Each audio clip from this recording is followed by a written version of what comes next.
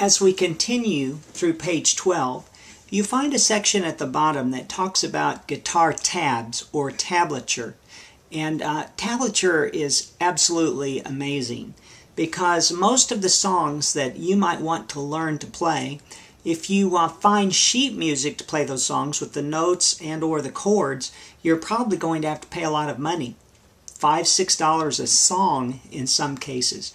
But if you look those songs up online, oftentimes you can find somebody who has posted the guitar tabs for that song, and they're free most of the time.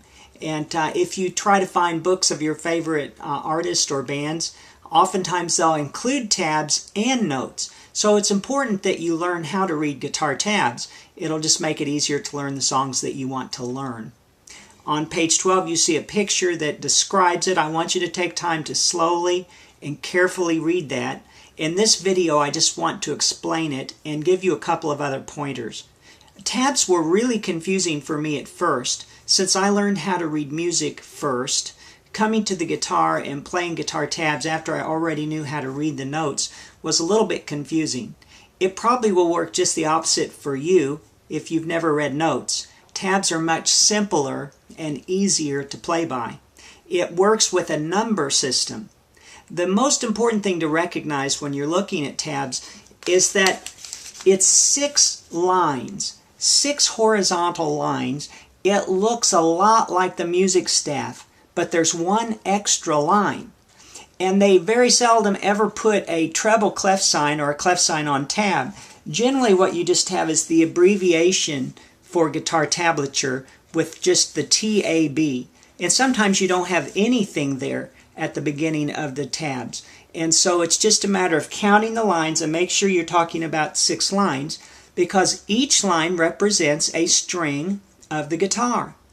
And just like music notation, the lower pitch strings, or the E string, number 6, is the lowest line on the tab.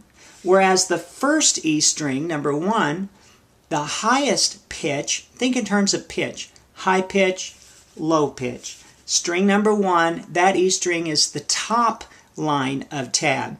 That's the most important thing because oftentimes we get mixed up and we think about it backwards. And so another way I've helped people understand this is to think about it like you're looking down into your guitar.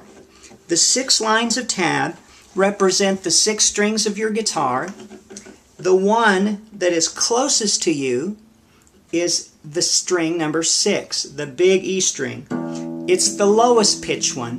When you're looking at a line of tab, it's as if you're looking down into your guitar.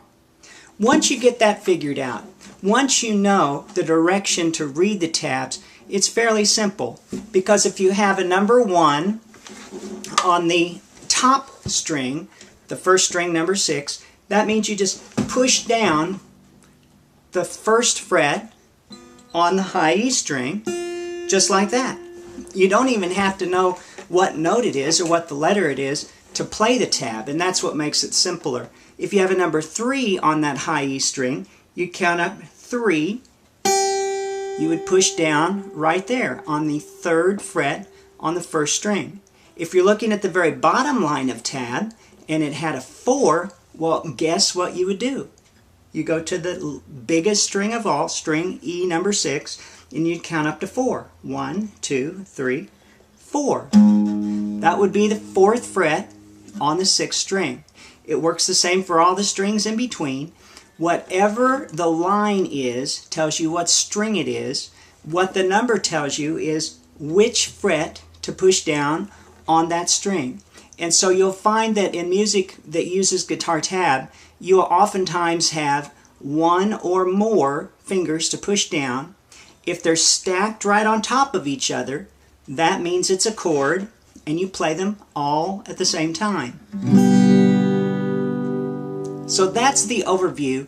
Be sure and read page 12 and try the exercise at the bottom. See if you can find where those notes are on the strings as marked.